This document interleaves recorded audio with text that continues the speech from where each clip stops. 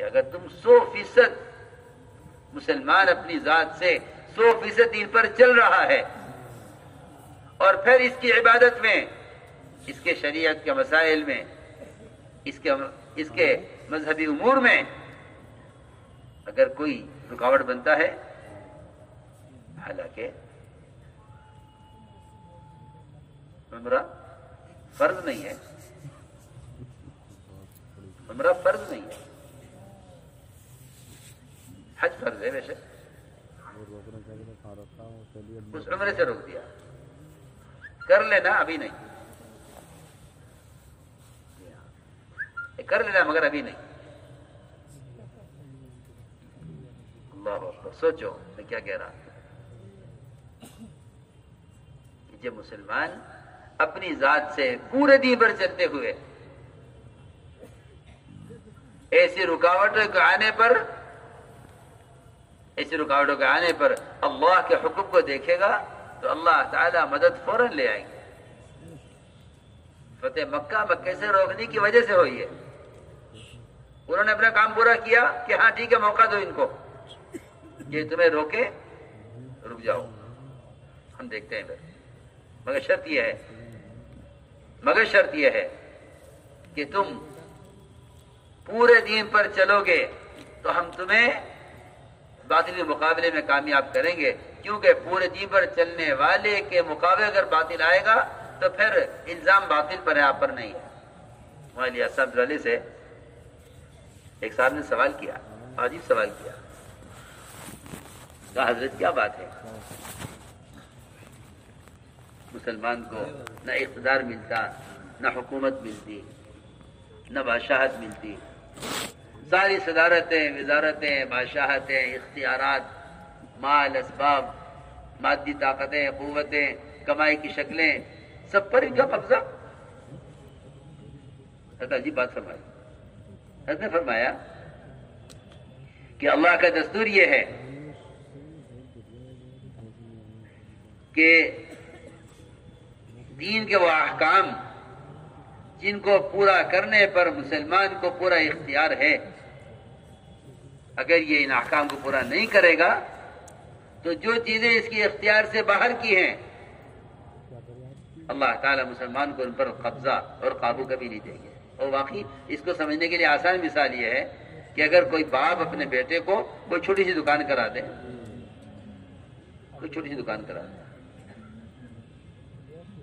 اور یہ بیٹا اس دکان پر نہ بیٹھے، جو مال باپ نے خرید کے اس دکان پر رکھا تھا اس کو بھی ضائع کر دے، دکان کا کرایہ الگ بھرنا پڑے،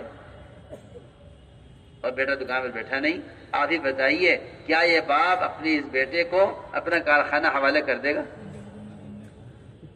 سوچنے کی بات ہے۔ جو چھوٹی سی دکان ایک کھوکا تمہیں کر کے دیا تھا کہ اسے کر کے دکھلاؤ، میں یہ عرض کرنا چاہتا ہوں کہ جو کام تم کر سکتے تھے اس کو تم نے نہیں کیا، تو جو کام تم کر نہیں سکتے وہ اللہ تمہارے حوالے کیسے کر دے؟ بہت موٹی سی بات ہے۔ اور یہ خیال تو غلط سوچ ہے کہ اسلام قائم ہو جائے گا اگر ہمیں اختیار دے دیا جائے۔ جو آدمی اپنے بدن سے متعلق اسلام کو قائم نہیں کر رہا، وہ باہر اسلام کیسے قائم کر لے گا؟ سوچو تو صحیح۔ جس نے اسے کلی اختیار ہے، جس میں اس کے لیے کوئی رکاوٹ نہیں ہے۔ میں نے عرض کیا کہ وعدے پورے ہوتے ہیں یقین کرنے والوں کے لیے، جو حکم پر قدم اٹھاتے ہیں۔ تو اللہ کی شان، سارے وعدے ہوئے برے حالات میں۔ خندق میں آپ دیکھیے، سردی زیادہ ہے، کھانے کو کچھ نہیں ہے، دشمنوں کی کثرت ہے، مسلمانوں کی قلت ہے، خوف بہت ہے، اور انہی حالات میں ایک چٹان آ گئی خندق میں۔ صحابہ کرام اس حالت پر تھے کہ پیٹ پر بھی پتھر فاقے کی وجہ سے اور پیٹھ پر پتھر اٹھا رہے تھے خندق کی کھدائی میں۔ وہ چٹان آ گئی، جس سے خندق کی کھدنے میں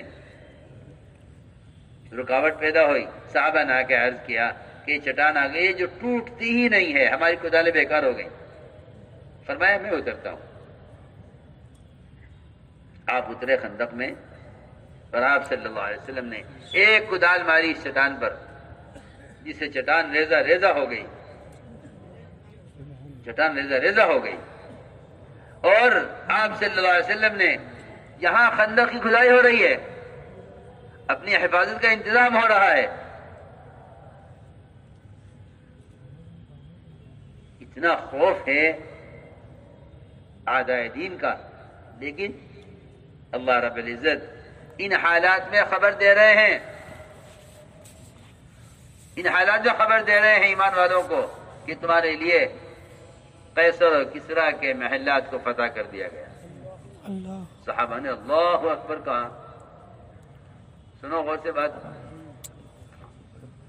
ہم بھی سنتے ہیں تعلیم، ہم بھی بیٹھتے ہیں تعلیم کے حلقوں میں، ہم بھی باتیں سنتے ہیں، مگر ہماری بیماری یہ ہے اور ہماری کمزوری یہ ہے اور ہماری غلط سوچ یہ ہے کہ ہم وعدے سن کر حالات کو دیکھتے ہیں کہ حالات کیسے ہیں، حالات پورے ہوں گے، یہ حالات، ان حالات میں وعدے پورے ہوں گے نہیں ہوں گے۔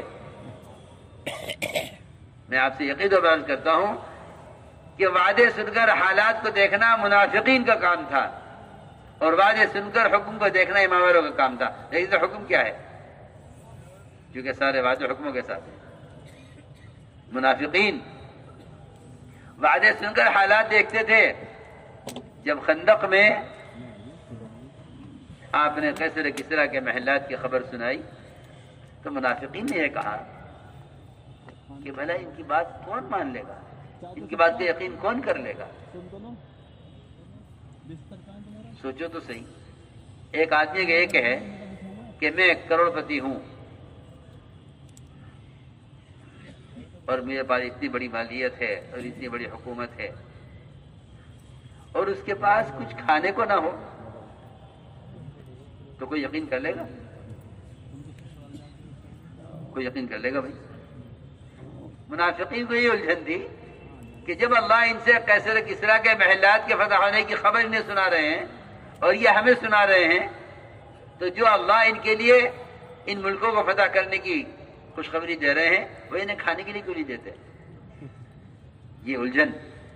ہاں سنو، یہ میں عرض کرنا چاہتا ہوں، یہ شک ہے اس زمانے میں مسلمان کے دل میں، یہ شک اس زمانے مسلمان کے دل میں ہے جو شک اس زمانے میں منافق کے دل میں تھا۔ ہاں، یہ شک اس زمانے مسلمان کے دل میں ہے جو شک اس زمانے منافقین کے دل میں تھا کہ جب اللہ کے یہ وعدے ہیں تو یہ وعدے پورے کیوں نہیں ہو رہے ہیں؟ حالات ایسے کیوں ہیں؟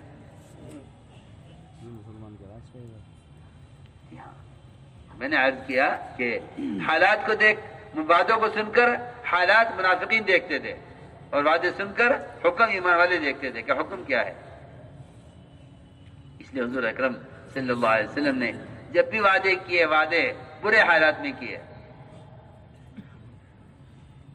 تعلیم کا حلقہ چل رہا تھا، خریم بن اوس ایک صحابی، وہ ہجرت کر کے اسی وقت پہنچے، آخر میں بیٹھے ہوئے تھے حلقے کے۔